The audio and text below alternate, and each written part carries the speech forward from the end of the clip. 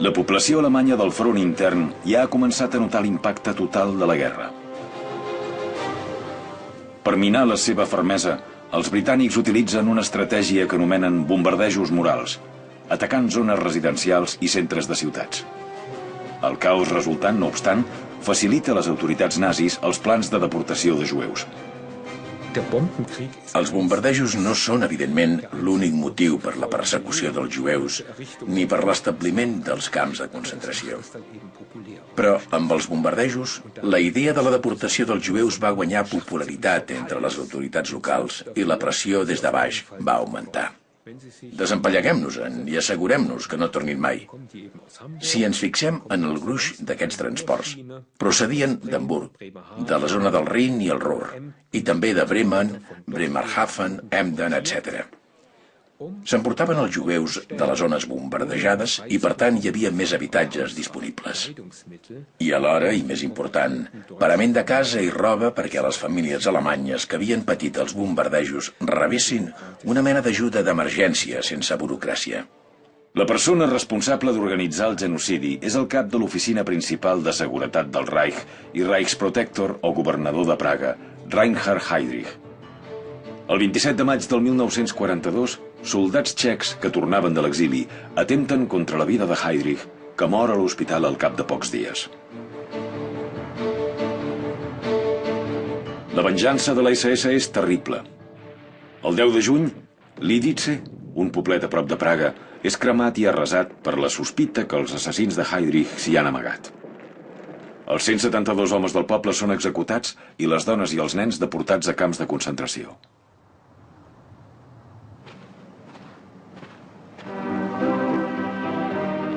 La propaganda treu ferro als aspectes negatius de la guerra. Aquí veiem una festa organitzada a Munic per als soldats ferits. Tan sols els més alts comandaments coneixen la magnitud de les baixes que ha patit la maquinària bèl·lica alemanya. Més d'1 milió de soldats de la campanya russa han resultat morts, desapareguts o capturats. Gairebé tothom era enormement realista. El 1942 es va produir un ràpid descens en el nombre d'assegurances de vida i d'hipoteques contractades.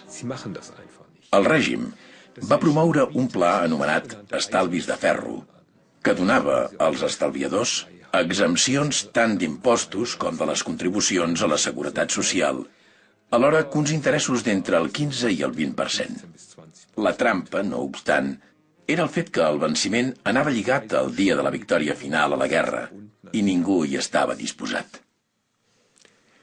Només van contractar aquest pla d'estalvis persones que treballaven al sector públic o a les organitzacions nacionals socialistes i només perquè hi havia una pressió col·lectiva perquè ho fessin.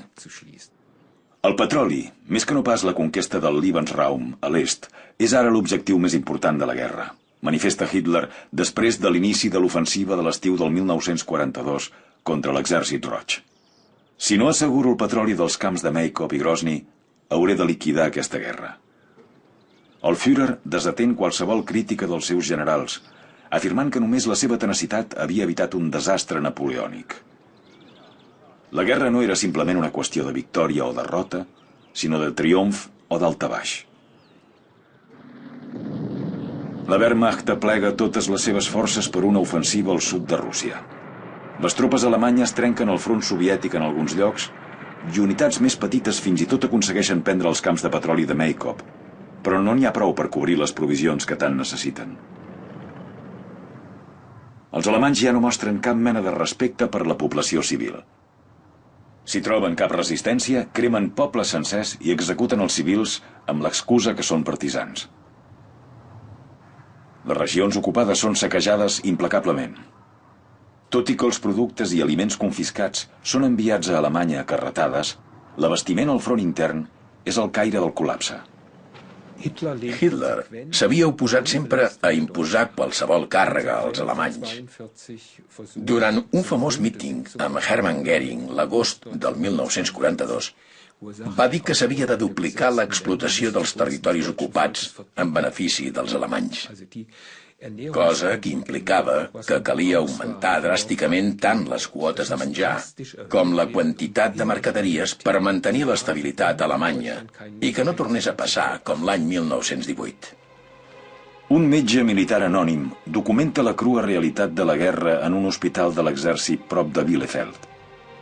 Fins i tot els soldats de la Wehrmacht amputats se'ls ha de tornar a habilitar per l'acció, sigui a la guerra o al front intern.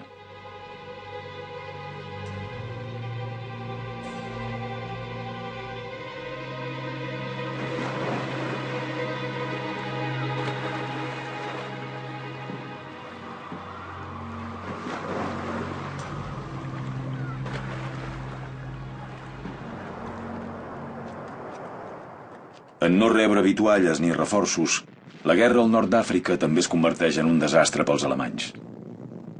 Les forces britàniques, que ara superen numèricament les alemanyes, derroten el mariscal de camp Rommel a El Alamein.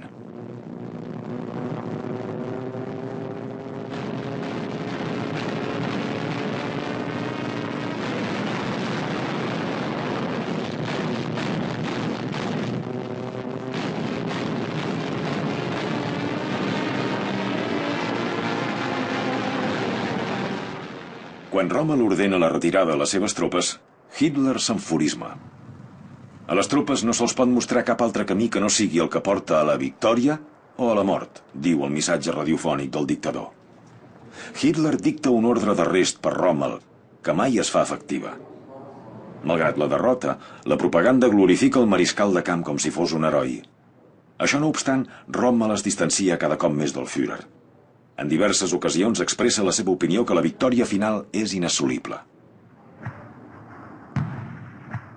El 23 de novembre del 1942, el 6è exèrcit alemany comandat pel general Paulus està encerclat a Stalingrad. Gràcies a l'armament subministrat pels aliats occidentals, l'exèrcit roig pot mantenir els alemanys a ratlla. Hitler decreta que es mantinguin les posicions a Stalingrad costi el que costi, cosa que comporta una crua batalla per la ciutat al riu Volga. El subministrament a les tropes des de l'aire resulta totalment insuficient. A Stalingrad, la Wehrmacht perd finalment l'aura d'invencibilitat que l'havia envoltat.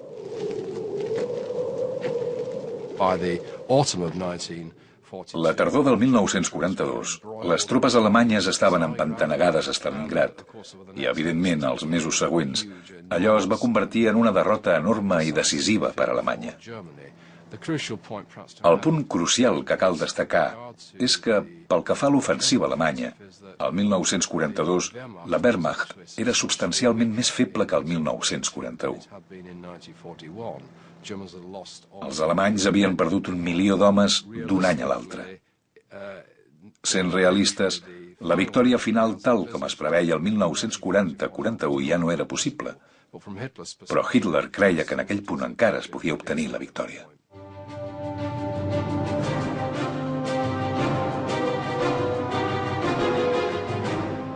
Al cau del Llop, el quarter general militar del Führer a la Prússia Oriental, Hitler rep el dictador romanès Ion Antonescu el 10 de gener del 1943.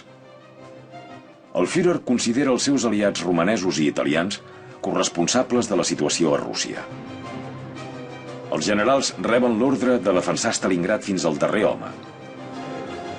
Per ordre de Hitler es manté en secret de cara a l'opinió pública alemanya que les tropes a Stalingrad fa setmanes que estan encerclades.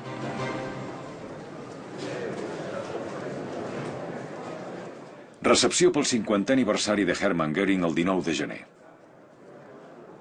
El Reichsmarschall ha promès contra el seu millor criteri que vestirà les tropes encerclades a Stalingrad des de l'aire.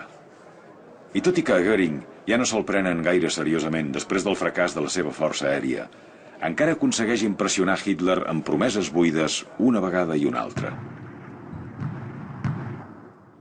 El 6è exèrcit es rendeix el 31 de gener.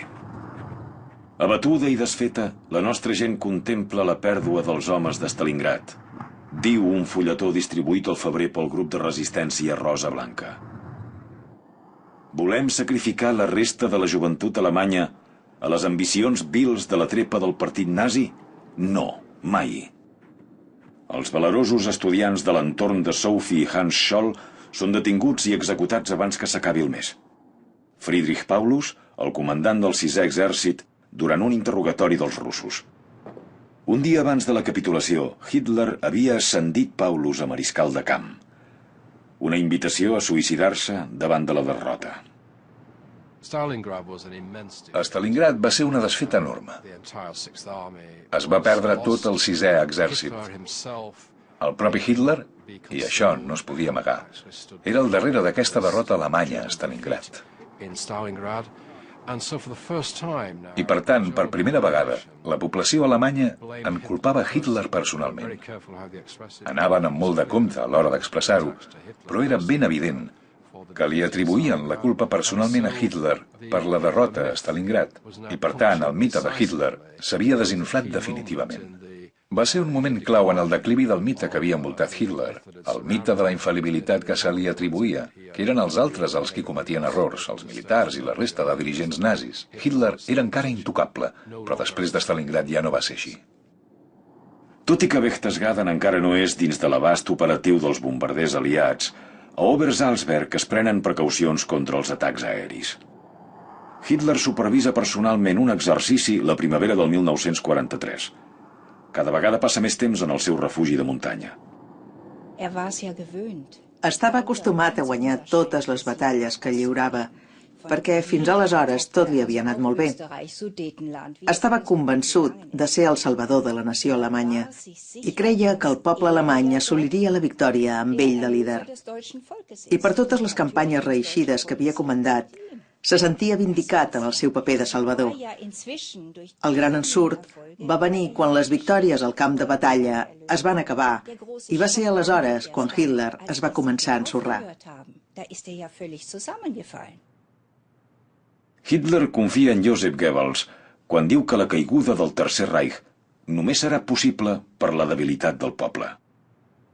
Si el poble alemany ha de ser esborrat del mapa per una nació més forta, ningú no n'hauria de sentir llàstima. El 18 de febrer, a l'Sportpalast de Berlín, el ministre de Propaganda pronuncia el seu famós discurs de la guerra total. Das deutsche Volk wehrt sich gegen die totalen Kriegsmaßnahmen der Regierung. Es will nicht den totalen Krieg, sagen die Engländer, sondern die Kapitulation. Wollt ihr den totalen Krieg?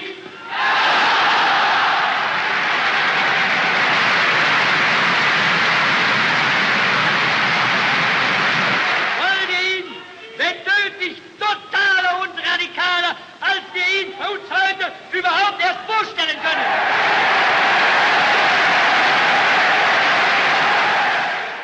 Procuraré de totes que la guerra sigui total, no només sobre el paper, escriu Goebbels al seu diari. A l'estil d'un dictador de l'economia d'Europa, el nou ministre d'Armament del Reich, Albert Speer, mira d'assegurar l'abastiment tant al front com als territoris nacionals. En un intent de compensar l'escassetat de mà d'obra, Speer decreta el reclutament obligatori de treballadors a les zones ocupades, incloent-hi interns dels camps de concentració, perquè treballin com a esclaus a la indústria armamentística. Aquí, pel noticiari, el ministre presenta les darreres novetats de la indústria d'armament alemanya. Malgrat la insuficiència de matèries primeres, Speer aconsegueix augmentar intermitentment la productivitat en tots els sectors. Durant aquesta fase de la guerra augmenta la demanda de canons antiaeris, perquè les fortaleses voladores de la Força Aèria dels Estats Units han començat a implicar-se en els atacs aeris contra Alemanya. Les fàbriques d'armament alemanyes són l'objectiu número 1 dels bombarders nord-americans, mentre que els britànics es concentren en la destrucció de ciutats senceres de l'Alemanya nazi.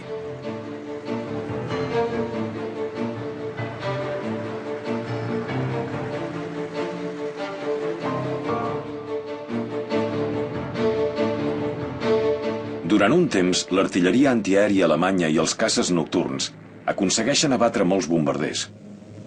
Centenars de pilots i tripulants aliats són linxats per multituds airades amb el consentiment dels dirigents nazis. Tot i això, cada vegada més bombarders arriben al seu objectiu i deixen caure la seva càrrega letal sense destorbs.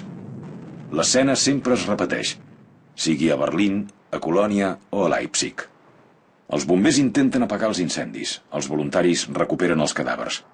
La gent mira de salvar el que es pugui salvar. La reacció impotent de les autoritats aixeca cada cop més veus crítiques, però no es fa sentir cap oposició. És important entendre que qualsevol govern totalitari, i especialment aquest règim nacional-socialista, procura eliminar els escenaris on es pugui formar opinió pública.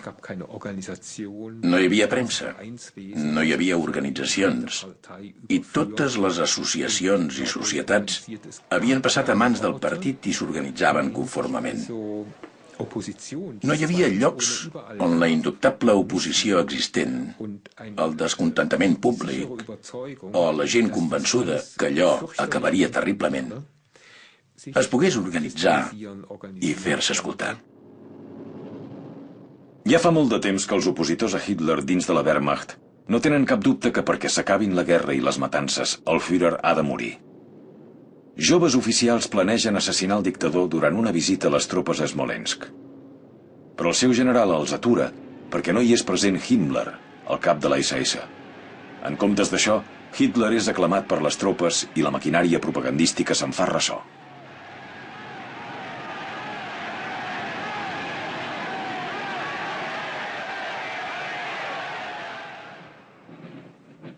Les visites del dictador a la capital del Reich són esporàdiques, de manera que la seva aparició pública a les celebracions del Dia dels Caiguts és una rara oportunitat per l'oposició dins de l'exèrcit de dur a terme un altre intent d'assassinat. El pla fracassa perquè Hitler abandona el Zeughaus, l'edifici de l'arsenal, massa aviat, i els decidits oficials perden l'oportunitat. Zagranitza, a l'estranger, és el títol d'un documental de propaganda alemany que es passa a Polònia amb l'objectiu d'atraure mà d'obra cap a Alemanya. Les imatges es roden a les sales de producció de la fàbrica de cotxes de la ciutat de KDF Wagen, on es fabricaven els primers escarabats Volkswagen abans de la guerra.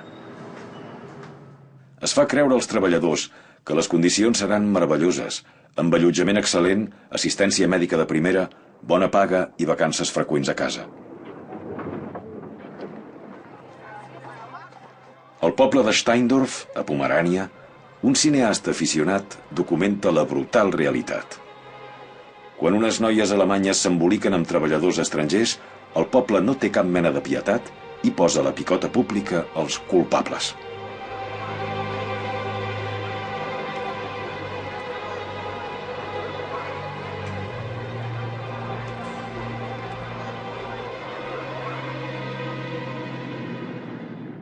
Durant l'última setmana de juliol del 1943, centenars de bombarders de la RAF realitzen diversos atacs aeris sobre Hamburg.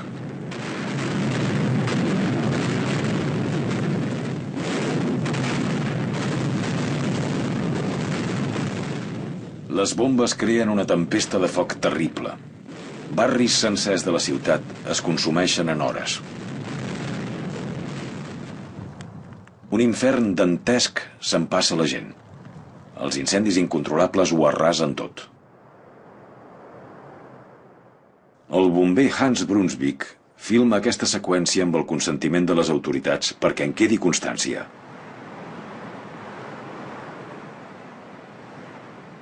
Més de 35.000 persones moren durant l'anomenada Operació Gomorra. Però els atacs aliats no minen la moral dels supervivents. Els habitants d'Hamburg amb prou feines havien dormit una nit sencera des del 1940. Estaven totalment desfets, i encara més després dels brutals bombardejos de l'estiu del 1943. Per tant, per ells, la resistència al règim no era una prioritat. En una situació tan dolenta com aquesta, els interessos de la gent es redueixen al nivell individual. Es desenvolupa una mena d'apatia lleial que sorgeix per la manca d'alternatives. La gent o bé no sap veure els camins que puguin portar un canvi o percep que estan tallats. A més, amb la guerra contra la Unió Soviètica el règim ja havia definit el seu propi camí. No hi ha marxa enrere, només hi ha victòria o derrota, i si som vençuts morirem tots, i amb nosaltres una gran part dels alemanys. L'estiu del 1943, Heinrich Himmler visita el Centre d'Investigació Militar de Màxim Secret a Peenemünde. El Reichsführer SS ja fa temps que mostra interès pel coet A4. i en vol veure els progressos personalment. Els resultats dels assajos deixen molt a desitjar, però els dirigents nazis tenen moltes esperances que la Wunderwaffe sigui aviat operativa i prometen a la població represàlies devastadores contra les ciutats britàniques.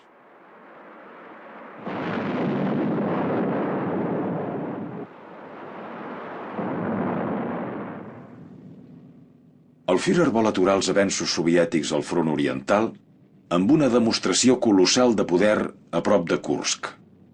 Segons els seus càlculs, l'operació Ciutadella ha de ser una ofensiva formidable i un contraatac del seu exèrcit a l'est, cosa que també servirà per acovardir els aliats a l'oest. Però els plans resulten absolutament poc realistes. 700.000 soldats de la Wehrmacht assalten en va les defenses atrinxerades de l'Exèrcit Roig, perquè els alemanys no tenen cap planificació estratègica d'atac. Hitler finalment cancel·la aquella operació sense sentit. A partir d'aquell moment, l'Exèrcit Roig pren la iniciativa i la Wehrmacht es troba en retirada. München am Vorabend des 9. November. Unter dem stürmischen Jubel seiner alten Garde trifft der Führer im Löwenbräu-Keller ein. Herzlich begrüßt seine treuen Mitkämpfer aus den ersten Anfängen der Bewegung.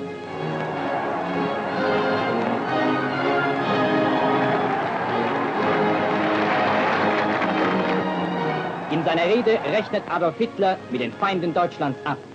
In ihrer Verblendung hatten sie für den November 1943 einen Zusammenbruch des Reiches wie im Jahre 1918 prophezeit. Aber sie haben sich geirrt. Der Führer sagte weiter, deutsches Volk sei völlig beruhigt, was auch kommen mag, wir werden es meistern. Am Ende steht der Sieg.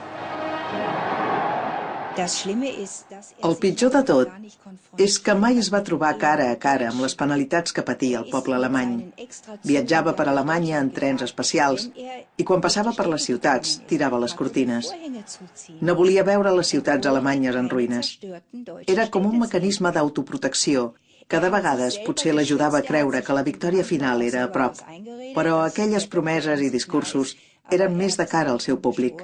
No podia ser que s'ho cregués realment. Aber selber kann das nicht mehr geglaubt haben.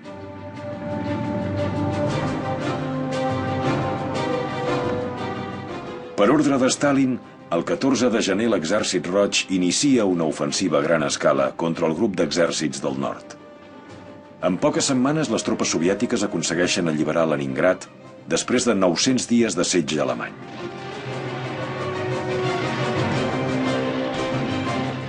Tot i la situació cada cop més desesperada, Hitler rebutja una retirada estratègica de la Wehrmacht, fidel a la seva màxima de resistir o morir.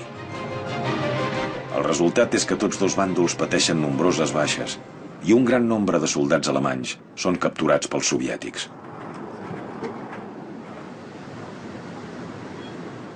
El dictador sap que les tropes dels aliats occidentals a la Gran Bretanya intentaran tard o d'hora desembarcar al nord de França i ordena que totes les unitats disponibles es despleguin per la defensa de l'anomenada Muralla de l'Atlàntic. Aquestes imatges les grava un càmera de l'Sturmgeschützabteilung, el batalló de canons de Salt 200, al gener del 1944. El mariscal de camp Erwin Rommel durant una inspecció de les tropes. Tot i que la seva campanya al nord d'Àfrica no ha donat l'èxit esperat, la Guineu del desert és considerat un comandant dotat i se li dona la missió de coordinar les forces a Normandia. El Führer espera una invasió en el punt més estret del canal de la Mànega, prop de Calais. Per això els alemanys han destacat poc més de 100.000 homes a Normandia.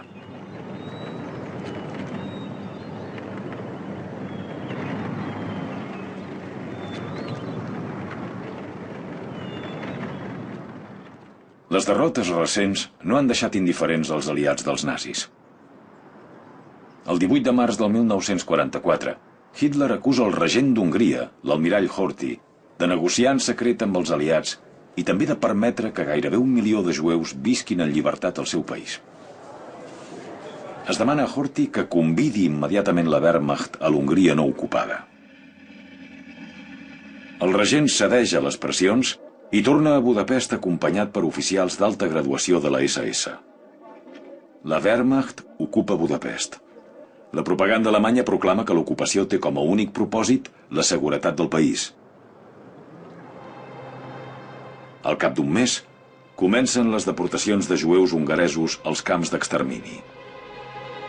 En el període de només 2 mesos, 400.000 persones són assassinades a Auschwitz. Adolf Eichmann, l'home responsable de la logística de l'Oficina Principal de Seguretat del Reich, organitza el transport de jueus per tota Europa. Els ministeris pertinents de Berlín ofereixen de gust ajuda administrativa. Les úniques imatges conegudes d'un d'aquests transports es graven al camp de concentració de Westerbork, a Holanda, l'any 1944. La pel·lícula va ser encarregada pel propi comandant del camp. En arribar a Auschwitz, aproximadament les 2/3 parts dels presoners són assassinats immediatament i la resta són enviats a treballar com a esclaus a Polònia o al Tercer Reich. La selecció de gent apta per treballar es va tornar a intensificar. No cal dir que la gent apta per treballar també havia de morir un cop feta la feina. Però pel fet de ser seleccionats per treballar, almenys se'ls donava l'oportunitat de sobreviure un cert temps. Der Reichskanzlei tragen sich mit den Vertretern der diplomatischen Missionen Männer, Frauen und Jugendliche aus allen Schichten des Volkes in die Gratulationslisten ein. Per primera vegada les celebracions per l'aniversari del Führer, que en fa 55, tenen lloc sense ell. Wenn wir uns ein ganzes Jahr durch unseren Fleiß und durch unsere Tapferkeit zum Werke des Führers bekennen, dann wollen wir uns an seinem Geburtstag einmal auch in Worten, die aus der Tiefe unserer Herzen kommen, zu seiner Person bekennen dürfen. Wünschen wollen wir ihm Gesundheit und Kraft und vor allem eine gesegnete Hand. Wissen soll er zu jeder Stunde, dass er sich auf sein Volk verlassen kann. Auch in diesem Kampfe auf Leben und Tod ist und bleibt er uns das, was er uns immer war, unser Hitler.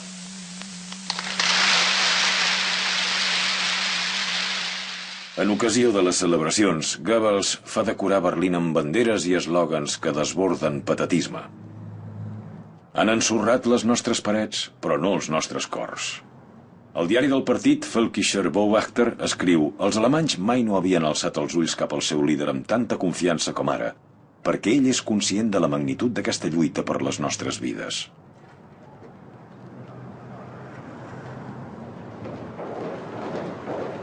El 3 de juny del 1944, la germana d'Eva Braun, Gretel, es casa amb el Gruppenführer de la SS Hermann Fegelein a Salzburg. Fegelein era el comandant d'una divisió de cavalleria de la SS a l'est i porta les vides de desenes de milers de civils a la consciència. La boda se celebra al Berghof. És l'última festa que organitza l'amant de Hitler a la residència de la muntanya. A la foto de grup veiem els nuvis amb Hitler. El 6 de juny del 1944 esdevindrà el dia més llarg de la Segona Guerra Mundial. A l'alba comencen els desembarcaments de Normandia. Les forces aliades assalten la costa francesa en una franja de 80 quilòmetres i pateixen nombroses baixes. A la part de la platja Omaha, els nord-americans hi troben una resistència ferotge. Les metralladores abaten a centenars els soldats atacants. S'esperava una invasió imminent, però l'alt comandament de la Wehrmacht no sabia amb exactitud on es produiria aquesta invasió. Hitler mateix, de fet, pensava que tindria lloc a Normandia, o això deia després. Però l'única de les 4 platges en què van desembarcar els aliats on les tropes alemanyes estaven llistes va ser la platja Omaha, on hi va haver combats molt durs amb els nord-americans. Aquell primer dia de combats hi va haver un nombre enorme de baixes. Però tot i això, al final d'aquell dia més llarg de la Segona Guerra Mundial, s'havia assegurat el desembarcament i el propi Hitler, fins i tot un cop assegurat el desembarcament, encara es mostrava optimista de poder repel·lir la invasió. Fins aleshores s'havia mostrat convençut que quan es produís la invasió esperada, la podrien repel·lir. 10.000 soldats aliats moren o resulten ferits el dia D. Ara ja els tenim finalment on els volíem per vèncer-los, comenta Hitler quan rep la notícia del desembarcament. Al capvespre del primer dia, les forces aliades han aconseguit establir diversos caps de pont a França. A partir d'aquell moment, l'assalt a la fortalesa Europa serà imparable. A l'alt comandament de la Wehrmacht, a Mauerwald, a la Prússia Oriental, els oficials maten el temps rodant una pel·lícula que documenta la rutina diària de l'estat major. Mentrestant, el quarter general del Führer en el proper cau del Llop es trasllada a una fortificació a prova de bombes durant una absència de Hitler. El dictador i el seu seguici no tornen a la Prússia Oriental fins a mitjan juliol. La tarda del 20 de juliol, Hitler rep Benito Mussolini a l'estació de tren del complex del Cau del Llop. Només unes poques hores abans, el Führer ha sobreviscut a un intent d'assassinat mitjançant una cartera bomba durant la trobada diària d'estratègia. El ministre de Propaganda descriu a la ràdio l'escena del quarter destruït.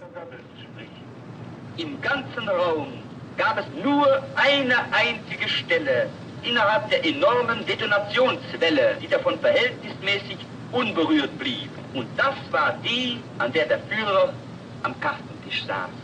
Teilnehmer der Besprechung sind durch die Kraft der Explosion viele Meter weit aus dem Fenster herausgeschleudert worden. Ich kann nur sagen, dass, wenn die Errettung des Führers aus höchster Lebensgefahr kein Wunder war, es überhaupt keine Wunder mehr gibt. El que no havia previst mai era un cop des de dins dels comandaments de les seves forces armades. Per Hitler, allò va ser un cop extraordinari, al qual va respondre amb una brutalitat implacable.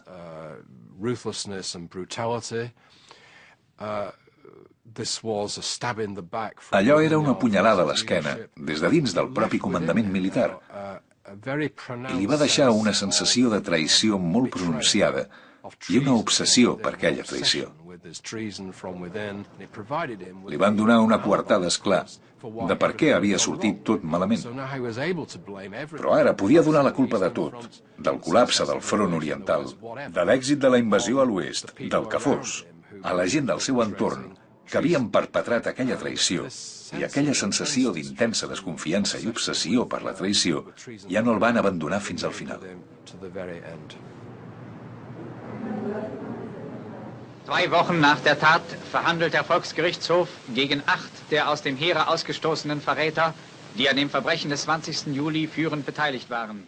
Després del fracàs del cop d'estat, els líders de la trama encapçalats per Graf von Stauffenberg són condemnats en Consell de Guerra i executats per un escamot d'execució aquella mateixa nit. Hitler persegueix implacablement els conspiradors supervivents i els condemna a mort en judicis televisats davant del sanguinari jutge Roland Freisler. Un d'ells és Ulrich Graf Schwerin von Schwanenfeld. Morde? Sie sind ja ein schäbiger Lump! Brechen Sie unter der Gemeinheit! Ja oder nein? Verbrechen Sie darunter? Herr Präsident, auf meinem... Ja oder nein auf eine klare Antwort? Nein. Nein, Sie können auch nicht mehr zerbrechen. Denn Sie sind ja nur noch ein Häufchen Elend, das vor sich keine Achtung mehr hat. Els herois del 20 de juliol, com els anomenem avui, van ser els traïdors en aquells judicis, que es van gravar tots pels noticiaris.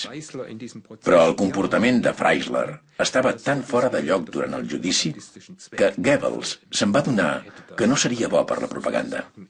Perquè els judicis fossin efectius com a propaganda, s'hauria estimat més una atmosfera diferent, més justa, durant els processos. Im Namen des deutschen Volkes, Ehrgeiz-zerfressene, ehrlose, feige Verräter, statt mannhaft wie das ganze deutsche Volk, dem Führer folgend, unseren Sieg zu erkämpfen, verrieten sie das Opfer unserer Krieger, Volk, Führer und Reich. Sie werden mit dem Tode bestraft. El Tribunal del Poble condemna més de 100 acusats a morir a la forca i 30 més a penes de presó. Juntament amb molts presos polítics, el penitenciari de Brandenburg-Gürden també allotja ciutadans normals que han manifestat públicament els seus dubtes respecte a la victòria final. El sistema judicial nazi procedeix sense pietat contra qualsevol forma d'oposició. De totes les condemnes a mort imposades als alemanys pel Tribunal del Poble, el 95% es va produir entre el 1943 i el 1944. Com a conseqüència, es va silenciar a la pràctica el debat polític en públic. En aquest sentit, la propaganda nazi va aconseguir reprimir la gent de manifestar-se públicament. Un funeral massiu pels morts després d'un bombardeig aeri a Nordenham, un poble a la desembocadura del riu Weser. La frase «mort pel Führer, pel poble i per la mare pàtria» apareix cada cop amb menys freqüència als obituaris. Segons un informe confidencial, un ciutadà de Berlín raona «quan es reben aquests cops, només un idiota creuria que la guerra es guanyarà». Tot i el fet que els danys per bombes en plantes de fabricació d'armament sovint s'apadassen en poques hores i les fàbriques poden tornar a produir aviat, el ministre d'Armament Albert Speer fa temps que ha perdut la cursa contra els aliats. Només el 1944, els Estats Units van construir tants avions com els que va produir Alemanya en el transcurs de tota la guerra.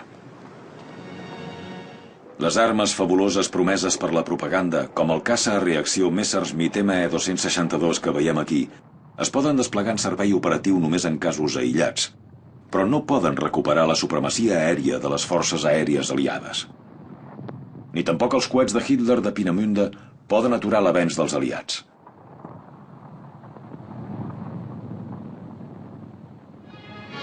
El plenipotenciari del Reich per la guerra total, Joseph Goebbels, ha de mobilitzar ara les últimes reserves al front intern. Tothom que pugui portar una arma és obligat a servir a la Volkssturm. He llegit molts diaris d'aquella època, anys 43, 44, 45, i el que destaca és que la gent realment no criticava el propi Hitler, sinó la gent del seu entorn. Goering en particular era molt impopular, però molta gent tampoc podia suportar Goebbels. No permeten que el Führer es recuperi, escrivia la gent. I com que aleshores Hitler pràcticament s'havia retirat de la vida pública, la gent estava més disposada a perdonar-lo. Aleshores, en algun moment, cap a finals del 1944, va començar a córrer el rumor que Hitler ja no era viu.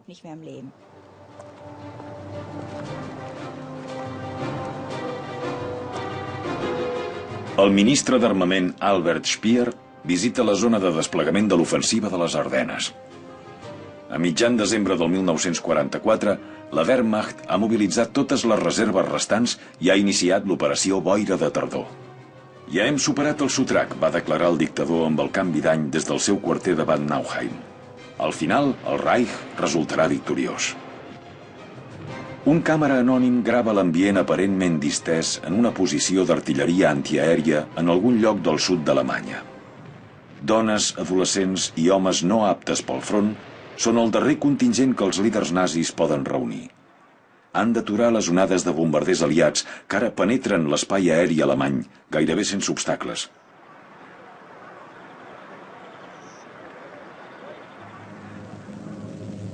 Les forces britàniques i dels Estats Units intensifiquen novament els bombardejos aeris sobre Alemanya. La llista d'objectius s'amplia i fins i tot s'arrasen pobles més petits sense cap importància estratègica aparent. En l'espai de poques setmanes, causen una destrucció massiva a les ciutats alemanyes. El 3 de febrer del 1945, 1.000 bombarders nord-americans realitzen un gran atac contra Berlín. Moren unes 3.000 persones durant l'operació Tronada i més de 120.000 queden sense casa. I encara que ciutats com Dresden, Potsdam, Würzburg o Pforzheim queden gairebé totalment destruïdes, la gent continua resistint fins a la fi, ja que molts no es poden imaginar un futur sense Hitler. D'una banda, tenim la por de la derrota, especialment després de tot el que la gent havia sabut dels crims comesos pels alemanys i de com havien estat tractats els pobles conquerits i discriminats en particular els jueus, estaven efectivament espantats. Després tenim la propaganda dient que els subhumans, referint-se als russos, estan envaint el Tercer Reich per l'est, combinada amb algunes informacions reals sobre la conducta de l'Exèrcit Roig a les ciutats que havien ocupat.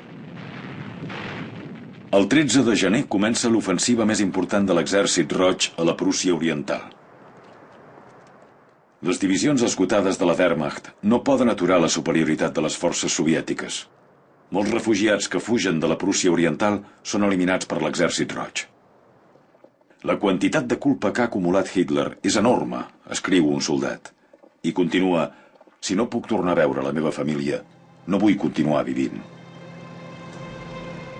Unitats de l'Exèrcit Roig alliberen Auschwitz, la fàbrica de mort de Hitler a Polònia, el 27 de gener del 1945. Al camp només hi queden vius uns 7.000 interns. Gent malalta i nens que han estat sotmesos a experiments mèdics. Gairebé 6 milions de jueus van ser metòdicament assassinats als camps d'extermini. Homes, dones i més d'1,5 milions de nens afusellats per escamots d'execució, gasejats, enverinats o apallissats fins a la mort. Són les víctimes del crim més atroç contra la humanitat, organitzat i dut a terme en nom del poble alemany.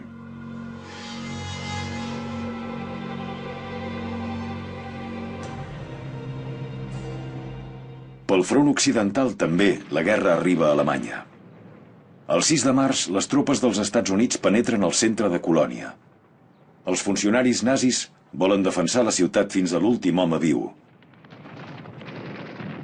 Els càmeres de l'exèrcit americà filmen escenes dramàtiques que mostren de primera mà els combats casa per casa. A les 5 de la tarda, hora local, s'acaba la batalla per Colònia. Les forces dels Estats Units arriben al riu Rin. El 20 de març, Hitler apareix per darrera vegada davant les càmeres del noticiari al jardí de la Cancelleria del Reich. Vol que Alemanya s'enfonsi amb ell. Hitler havia dit en nombroses ocasions: si es perd aquesta guerra, serà perquè el poble alemany no és prou fort. I en aquest cas es mereix caure, es mereix la derrota. Hitler va dir: si caiem, ens emportarem un món amb nosaltres. Per tant, aquesta era la mentalitat de Hitler. Si la guerra no havia de tenir un resultat positiu per a Alemanya, aleshores seríem la destrucció total, la destrucció dins i fora d'Alemanya. S'emportaria els seus enemics amb ell a l'abisme i el poble alemany no tindria cap necessitat de provisions i, per tant, tot el que hi havia a Alemanya es podia destruir. Un cop travessat el Rin, les tropes britàniques i nord-americanes continuen avançant cap a l'est. Hitler està sorprès que el front occidental hagi caigut tan aviat. Se sent traït. Moltes unitats de la Wehrmacht es rendeixen massa de pressa. L'encanteri que mantenia la fidelitat dels seus soldats s'ha trencat totalment, especialment aquí, lluny de les restes de la seva esfera de poder.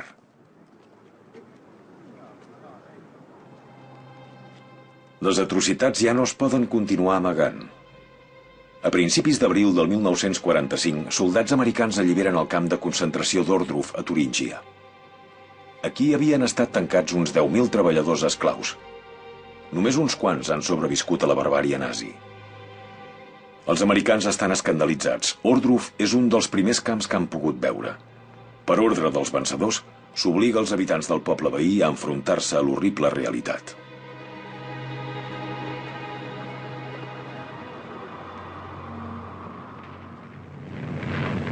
L'exèrcit roig ha concentrat en el seu avenç 500.000 de soldats al llarg del riu Oder. El 16 d'abril, els soviètics inicien l'ofensiva contra Berlín.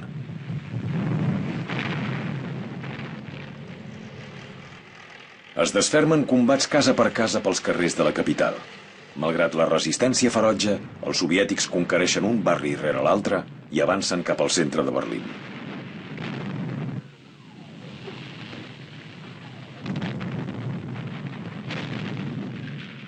Hitler s'ha retirat al seu búnquer subterrani sota la Cancelleria del Reich. Dona ordres d'avançar a unitats que ja no existeixen o són massa lluny per intervenir. Fins i tot en aquella situació tan desesperada, la capitulació és impensable pel Führer i, per tant, desenes de milers de soldats dels dos bàndols i també innombrables civils han de morir als carrers de Berlín.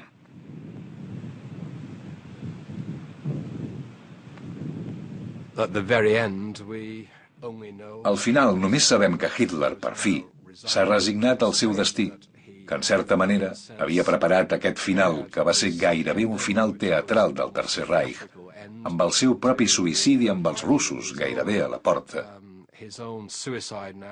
I, novament, amb la idea que va difondre la propaganda que el Führer havia mort amb les seves tropes. I, evidentment, va ser l'última mentida, que hagués mort amb les seves tropes. Fins al final de tot, van voler donar aquesta imatge de lideratge heroic, la imatge que volia que perdurés d'ell i que passés a la posteritat. Una imatge d'heroisme que sobrevisqués fins al final, no com el 1918, acabant amb la capitulació, sinó de lluita heroica fins al tràgic final.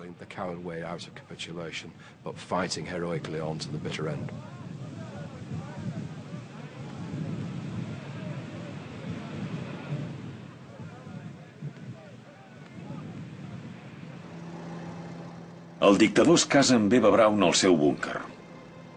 El 30 d'abril del 1945, a 3:15 de la tarda, els nuvis es retiren a les cambres privades de Hitler i se suïciden. Joseph Goebbels assumeix la tasca d'organitzar el final del govern nazi.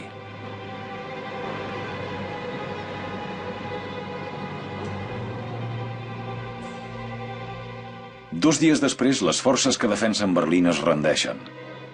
Els vencedors prenen el centre de poder del Tercer Reich.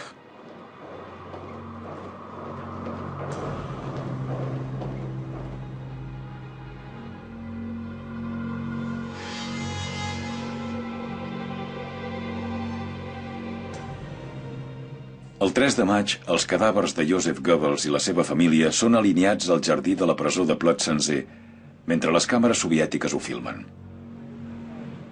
La família Goebbels, incapaços de salvar els seus propis fills, esdevé un símbol del fanatisme mortal que havia acabat costant la vida de 60 milions de persones. El 30 de gener del 1933, una multitud entusiasta de seguidors de Hitler marxaven a través de la porta de Brandenburg, portant torxes després del seu nomenament com a canceller del Reich. 12 anys, 3 mesos i 9 dies després, tot s'ha acabat. Alemanya està en ruïnes, ocupada i a punt de ser dividida. Els nazis d'alta graduació se suïciden o es rendeixen als vencedors. El Reichsmarschall Hermann Göring creu que pot tenir un futur polític, però és detingut i dut a judici. Com molts altres nazis, no és conscient d'haver fet res de mal.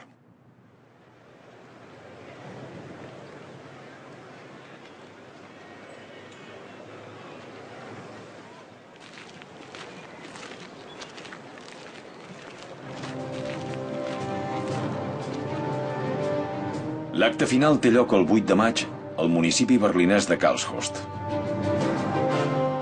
Pertoca als líders militars de posar fi formalment al domini nazi sobre Alemanya i sobre mitja Europa. En presència dels comandaments dels exèrcits de les potències aliades vencedores, el mariscal de camp Wilhelm Keitel signa la capitulació de les forces armades alemanyes de terra, mar i aire poc després de la mitjanit. Exactament a les 11:01 de la nit, les armes han callat a tots els fronts. La Segona Guerra Mundial s'ha acabat. El Tercer Reich ha deixat d'existir.